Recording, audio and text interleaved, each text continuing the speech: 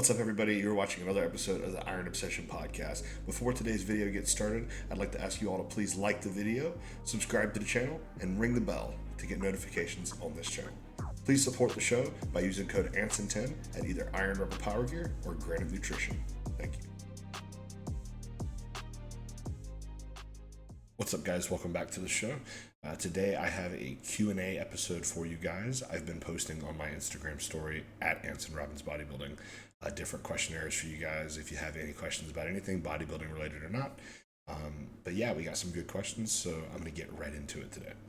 First question is, do you believe in balance in bodybuilding?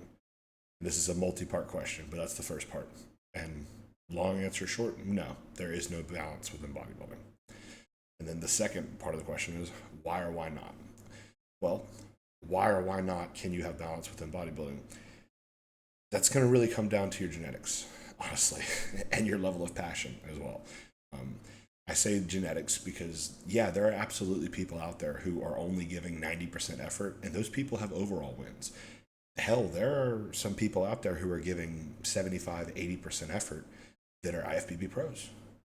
But, you know, if they were to, of course, give that 100%, that's where you would just see these insane changes like we have with Andrew Jack, for example. This is a guy who was not coming in anywhere close to 100%, yet look at this past Olympia. He came in at 90 something, 95 maybe, let's say, and he was third in the world.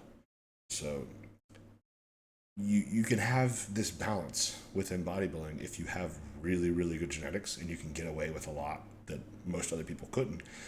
But ultimately, I would say that that still isn't true, because even those people who can get away with it, they shouldn't, because if they decide to fully go all in, that's where they become these anomalies, like Andrew Jack, like Ronnie Coleman.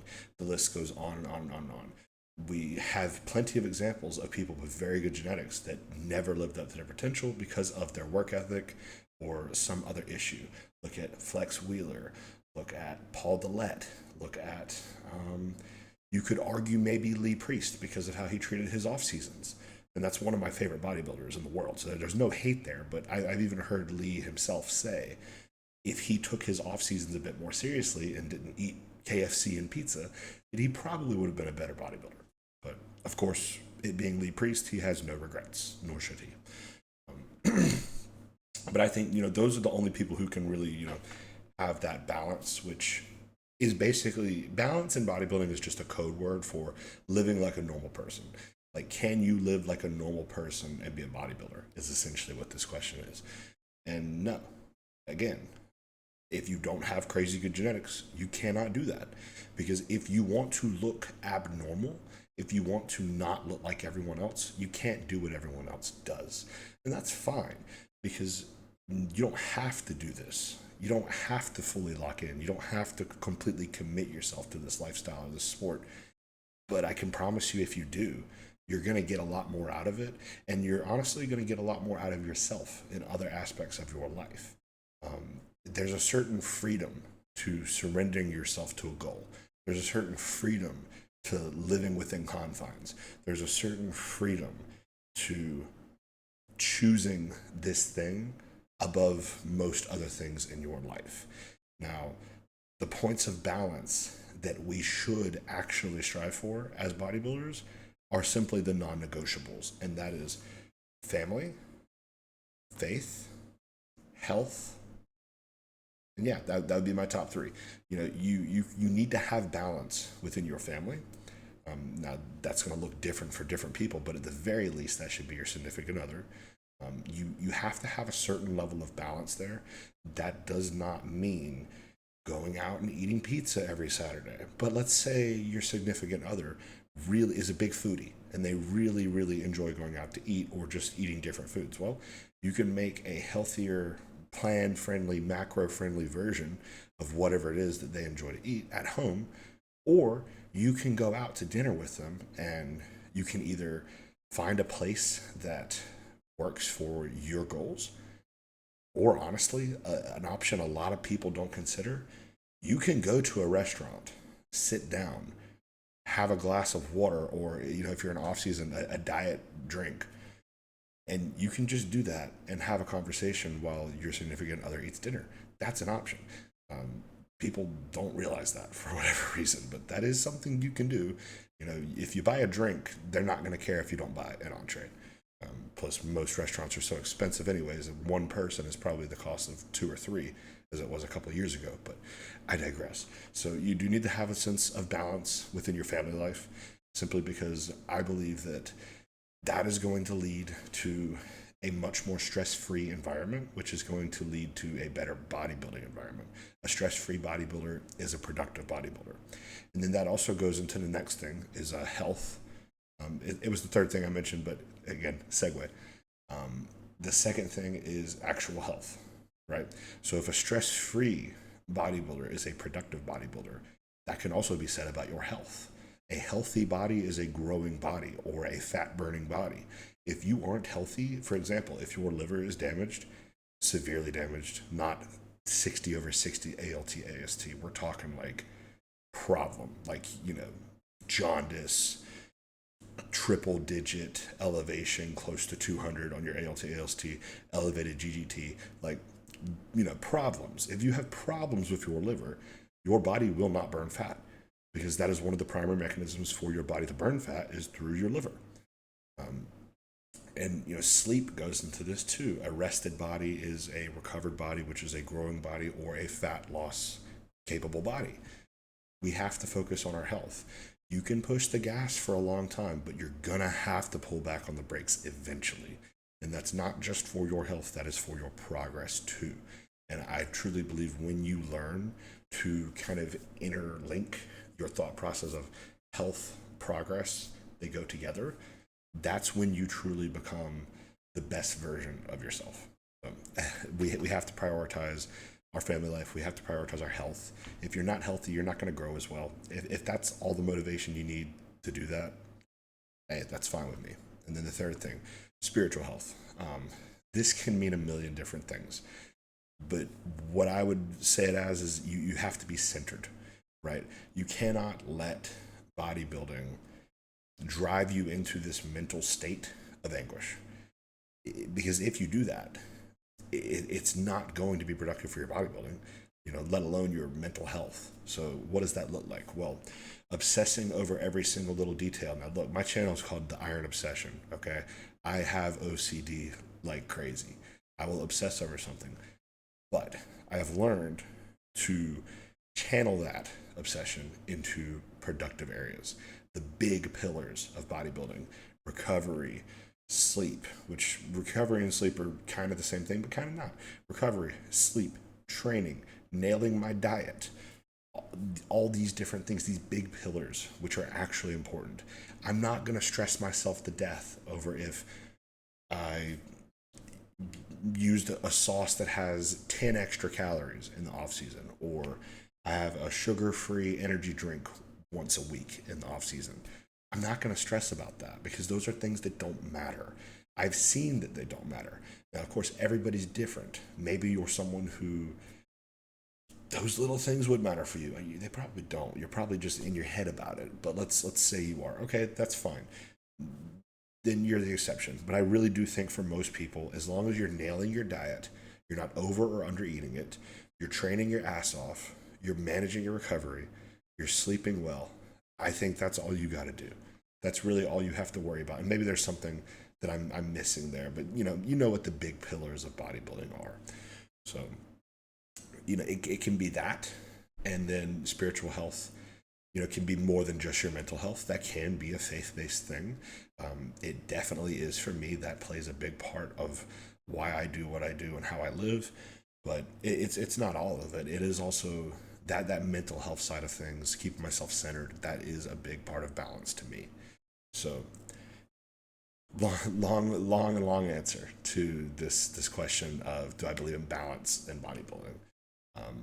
And I guess the answer is actually yes and no. I don't believe in thinking that you can live like a regular person and look like a freak, which is what most of us want to look like. I don't believe that. You're not going to be able to be normal. You're not going to have that balance of drinking on the weekends and partying and eating a pizza every week. 99% of you aren't going to be able to do that, and 100% of you would be better if you did not do that. So that, I don't believe that balance can exist within bodybuilding, but I do believe that focusing on these three pillars of your foundation as not only a bodybuilder but a man, and in your family, in your health, and in your physical health, and then your mental and spiritual health. Those three things, four things, kind of. I believe that balance is essential. So, convoluted question, but I feel like there are some nuggets in there that you can kind of glean my thought process from. So, let's see. Next question. What are your three biggest goals to achieve within next year, so 2026? Well, first of all, it's November 9th right now, so I still got a whole another basically 2 months to achieve stuff within this year. So that's kind of the first thing I would get at is there is still time within this year to achieve what you want to achieve. Now, if you're looking to gain 30 pounds of stage weight, you're not going to do that in 2 months. Not without growing a third arm, I guess, but reasonable goals within an allotted timeline. Um, but I would say a lot of those goals also kind of spill over into next year. So, one of my three biggest goals, I'll kind of list them in order to help myself stay on track. Because I've got no script here. I'm just going straight off the dome, the bald dome. But so the first one is just we just got into this growth phase, growth cycle, to progress that and to truly grow a stupid amount of muscle. That's the first goal, is to grow a dumb amount of muscle. That's what I want to do. I'm gonna give myself, and I'm gonna speak it out loud. It's a thought I've had within my head, but I'm gonna speak it out loud and speak it into existence. I put on pretty close to 30 pounds of stage weight from my first show to my second show, and you guys have heard me mention this a million times on the show, but for those who are newer to the channel, I took a 2 year, it may have been closer to 2.5 years of an off season in between my first and my second show, which I just did back here in May. And I put on about 30 pounds of stage weight. I competed in my first show somewhere around 169, 168, may have been as low as 167 at 5'9". And my second show, after that 2.5 year off season, I stepped on stage at 197. Now, at that first show, I was very, very flat. And I was peeled, but I had no muscle, so it didn't really matter. And then my second show, I placed much better. However, I was spilt like crazy. I was fed way too much food. My peaking protocol was just stupid. I was eating, yeah, besides the point. Terrible peak. But that being said, I put on, 20, 30 pounds of stage weight, whatever you want to equate that to within the information I gave you. But I did that within 2.5 years. However, the caveat with that is after about a year or a year and a half of that off season, I kind of lost my fire and my wheels started spinning and they just spun like I went backwards after that. So a year and a half into that 2.5 year off season, I made no more progress after that year and a half. I definitely went backwards. I stayed the same weight and my body composition got worse. So what I want to do is my fire is never going to burn out again. It's staying alive no matter what. So that's not an issue. So if I do need to take a 2 year off season again in the future ever, that's fine. I'll do it. I'll figure out a way to motivate myself in any way that I can to do that. But I digress. I'm getting into the weeds. Basically, the big goal, the first goal that I have for myself is I want to try to do what I did in that 2 year off season in a 1 year off season. I want to try to put on 20 to 30 pounds of stage weight in 1 year. That's what I'm going to do. If it is physically possible for my body to put on that much muscle mass, it's going to happen. My diet is going to be perfect. My supplement use is going to be responsible, but more than I've ever done, and more intelligently ran than I've ever done. And more important than any of that, my training is already better than ever. It's more precise, it's more intense, it's less volume. I have less days that I'm training per week because that's how hard I'm able to train now. Is that I need to only take 4 or 5 days of training or I'm just destroyed.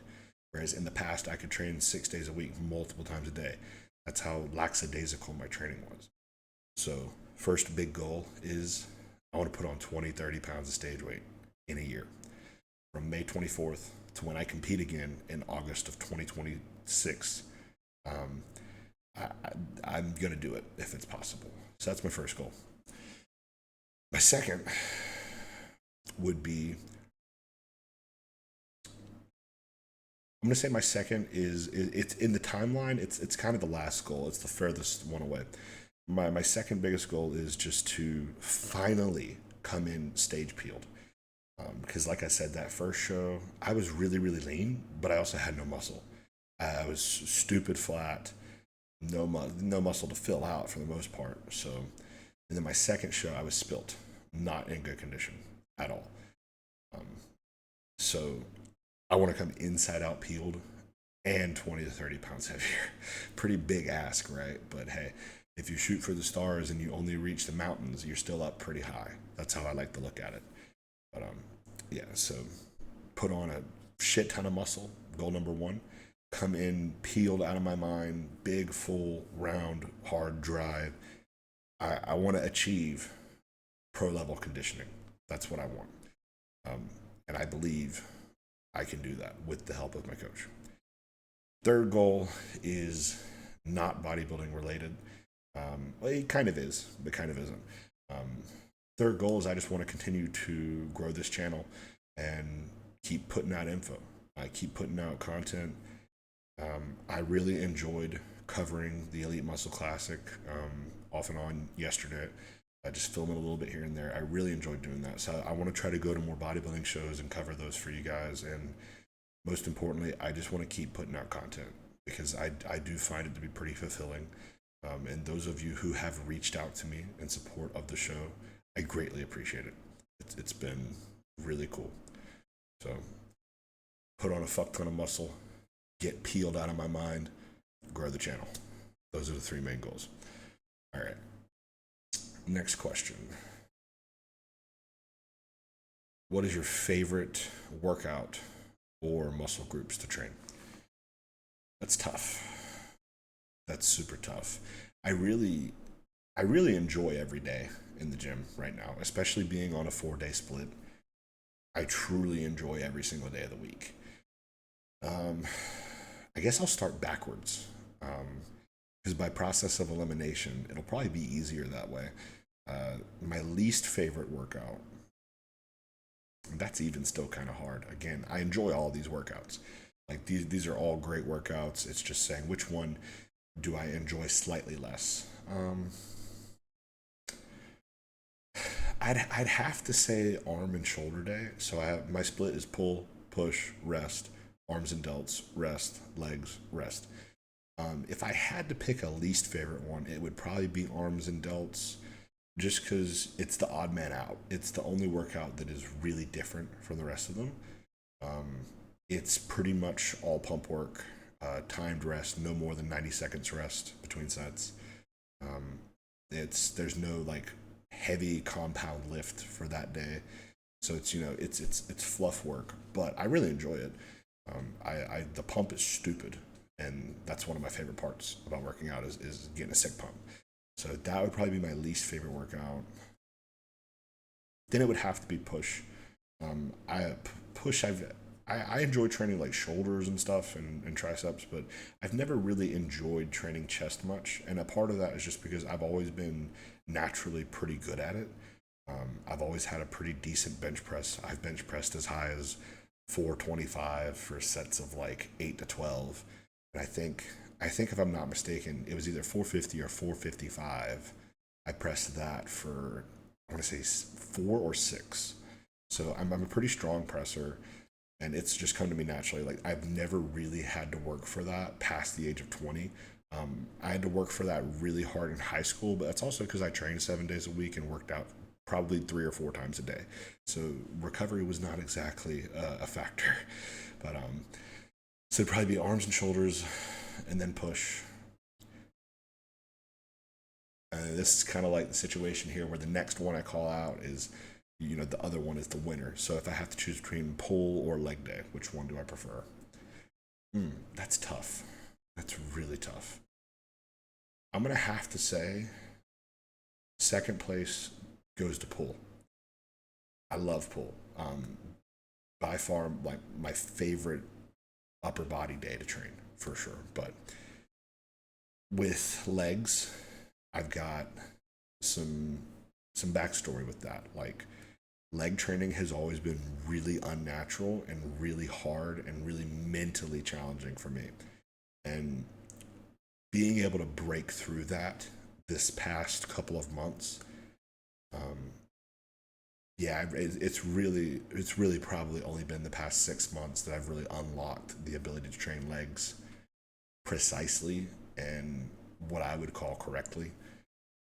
So legs are definitely my favorite because there's this sense of triumph that I get after executing a good leg workout that I don't get from any other day. I really enjoy back. I enjoy chest. All things I said about it, I do still enjoy it. But there's almost like this euphoria you feel after accomplishing a precise and intense leg day. So that is definitely my favorite muscle group to train. Now, if I had to split legs between like quads and hamstrings have actually always come somewhat easily to me. Not glute training, but hamstring training specifically. I've always been pretty good at leg curls. I've always been pretty decent at like RDLs. Quads are what's really hard for me to train, so it's what I like to train. I'm immobile, or I was, not anymore. I've always had really bad mobility, really bad flexibility up until recently when I started focusing on it. So quads, like a leg press, a leg extension, a hack squat. Man, those are the things that catch me on fire. I love those exercises. So I think that answers that question. Next question. Let's see. If you had to eat the same meal every day as all of your meals for the rest of your life, what would it be? And then the caveat to that is the macros and calories are like perfect all the time. So if you're in a contest prep, it's always enough to ensure you're exactly on track to be in shape. And if you're in off season, it's magically always enough to ensure that you're gaining muscle, something like that. So basically, it's just like what is the preference of taste, essentially? Like, what's your favorite meal? My favorite meal, bar none, don't even have to think about it, is my first meal of the day, which is whey protein, cream of rice, blueberries, strawberries. I love that meal. And I can do a million different things with that meal too. I can make waffles. I can make pancakes. I can just eat it in a bowl, which is what I normally do. Um, it can be very voluminous if you add things to it, like baking powder or psyllium husk, or a lot of water, or it can be really condensed. It can be, this gigantic bowl, or it can be this tiny bowl, and it's the same amount of macros and calories. Um, that would be like my kind of off the cuff reaction response. That's like my favorite meal. But obviously, you wouldn't want to eat whey protein for your only protein source. So if that did matter, then I would say, and let's assume that you don't have these fancy cream of rice brands. Let's assume you're just talking plain Jane cream of rice or nothing. In that case, I would say I'd eat, and this is assuming that the macros are always perfect no matter what. I'd do ground beef, rice, and like green beans or peas and carrots. So yeah, if the calories were magically whatever, definitely peas and carrots. Um, yeah, all of that I just listed off there digests really well, is really palatable, and I could eat it all day, every day. I could cook it a million different ways. So yeah, long story short, if I had to eat the same meal every day for the rest of my life, it would either be cream of rice, whey, fruit, or it would be beef, rice, and vegetables. Those would be my two choices. Um, let's see.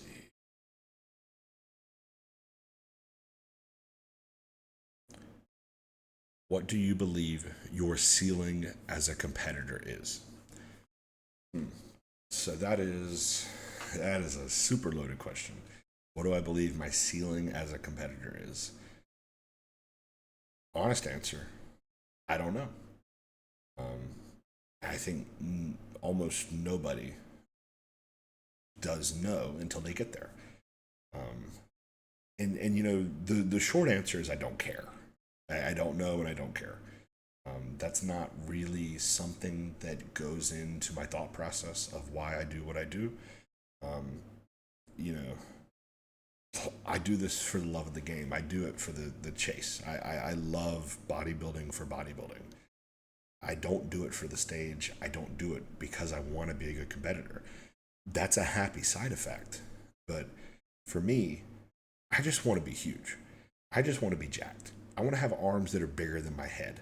I want to have legs that are wider than my waist. Like, I have a vision of what I want to look like, and that look makes me feel fulfilled. So at the end of the day, I don't really care what my ceiling as a competitor is, so long as I'm able to achieve a what I would consider a pro quality physique. Bluntly, fuck a pro card. I don't care. If I could choose between turning pro in classic physique at a weight cap of 202 and then only being able to compete at 212 at pro, if I had to choose that or being 300 pounds in the off season and 260, 270 on stage, if I had to choose between those two options, I'm choosing the open bodybuilding 300-pound off season, lean 300 pounds. I'm choosing that all day, every day. And I don't care if I never make a dime from it. I don't care if I never win a show with it. That's what I want to look like. That's what I want to be. I want to be a mass monster. So, and mass with class, of course. Like, I do so many things within my power to control my waist. And thankfully, I have a genetically pretty small waist. I've always been able to pull pretty deep vacuums. So I don't see that be a problem for me. But where do I see my ceiling? It's hard to say when you've never even won your class. Um, but I truly do believe, at the very least, that I can become a national level competitor within the near future. I'm 25 right now. I would really like to be fighting for a pro card, not because of what the pro card entails, but because of what that tells about my physique. I believe if my physique is at the level it needs to be, I will be fighting for a pro card one day. Um, I would like to be in that national level top call out physique category by the time I'm 30, and I'm 25 right now, and I think that's pretty reasonable. Um, I I weighed 197 on stage. Let's say I stop the growth phase right now. I stop doing what I'm doing. I start a contest prep tomorrow. You know, this, that, and the third. Let's say I end up competing at 200 pounds instead of 197, but the look is night and day better. I'm inside out peeled, blah, blah, blah, etc. Okay. I would say a pretty reasonable goal, and also what I've seen myself do in the past. I so far have always put on minimum 10 pounds of tissue a year. If not, what I've seen more so in myself is 15 to 20. That's the trend for me the past couple times that I've done a cut and then bulked back up, or done a show and then reversed out. I typically gain about 15 to 20 pounds of actual tissue, not just 10. But let's say my actual stage rate right now is like 200 pounds. If I gain 10 pounds a year for the next 5 years, putting me from 25 to 30, that has me stepping on stage at about 250. That has me walking around in off season damn near close to 300 pounds. So I believe within that timeline, God willing, health holding, um, that I can be in a very good spot competitively by the time I'm 30. It may happen sooner, it may happen later. That doesn't really matter to me because, again, of all those other reasons that I listed. But I know it's not really a great answer, but that's what I see myself as as a competitor, and the ceiling of that. I see that ceiling of basically find out. That's what my ceiling is. Let's find out. But I do firmly believe I can, at the very least, be a pretty decent national level open bodybuilder. Um, and, if that's as far as I ever get, again, if I'm able to step on stage at 250 one day at a height of 5'9" and have an off season where I'm close to 300 pounds with abs, lean, then I'm happy. So that's all that really matters, in my opinion. Um, let's see, do we have any other good questions here? What is your approach in an off season with macronutrients? Okay, so I could ask a lot of follow up questions with that. I'm going to kind of reword it as, how do I like to split my macros in an off season? And funnily enough, I've had this opinion for a while, and it just so happens that my coach, Joseph Percher, has a lot of the same thought processes, and it's one of the main reasons that I picked him. I feel like we align a lot on certain topics like this. I'm a big believer in low fat, really year round, but especially in the off season. I have seen in myself and a few other people that I've worked with, but mainly myself, I have seen the most quality tissue put on when my dietary fats are low. Um, and this is regardless of what compounds are in play. This is regardless on if insulin is in use or not, because your body still produces insulin naturally and it still stores things. For me, it just seems like the more fat I eat, the fatter I get when the scale goes up. If I'm eating 500 grams of protein, 500 grams of carbs, and 100 grams of fat, I'm going to put on more body fat than if I had 500 protein, 650 carbs, and, like 80 fat. I'm not very good at math. So basically, with the low fat approach, it just seems that I stay leaner. My performance in the gym is better. My digestion is also way better. Digestion is so important, man. In an off season, if you're having loose stool, or even more so if you're constipated, that's a really big problem to have. And I also do find the lower my fats, the quicker my body is processing things. I've eaten as much as 16 ounces of protein per meal, with it being entirely lean protein sources like chicken or fish. And so long as I do that, I keep my fats low. I can eat that much protein and have no stomach distress. So I think a lot of people find protein messes up their stomach, but it's not actually the protein doing it, it's the fat doing it. It's not 96.4 or 93.7 beef that is causing digestive issues for them. It's 90-10. It's 80-20. It's these really fatty meats. It's ribeye steak, not flank steak. It's ribeye steak, not London broil. It's chicken thighs, not chicken breast. It's salmon, not tilapia. And I love salmon. Salmon digests really well, but just an example of a fatty fish. You eat too much of it, you're going to have slow digestion. A lot of meats can have higher fat, but I personally find keeping both my added and my protein fats low is the best for me. So my overall macronutrient approach would be, first and foremost, low fat. No, I wouldn't even say that. First and foremost, high protein. High protein above all, because, I grow leaner on low fat, but I grow better, period, on high protein, which is, these ratios of pound per body weight, or 1 gram per pound of body weight, shit like that, man, that shit doesn't matter. What I found it comes down to with protein, for me personally, and a lot of people that I've worked with as well, eat as much protein as you can that does not affect digestion. I think for most people, that's going to be like 7-8 ounces. And for me, I've refined this down a bit, just because I am able to eat so much protein and not have, like I was saying, I can eat literally 16 ounces in a sitting and not have digestive issues. But that's honestly it's a waste of money to eat 700 grams of protein a day. So I'm not doing that. For me, high protein, right now is like 450, 500, something like that. It's 200 grams of cooked protein in all of my meat meals, and then 70 grams of protein from whey in all of those meals that I have. So first and foremost, macronutrient approach is high protein. Second would be low fat. Um, Third would be high carb. And when I say high carb, I really like being aggressive with the carbs, especially if the person is lean. 1,000 grams a day, if the person calls for it, if they're heavy enough, if they're big enough, if they're creating a demand for it enough with their training. I think the more carbs that you can eat in a day without getting fat per se, I think it's going to do nothing but help.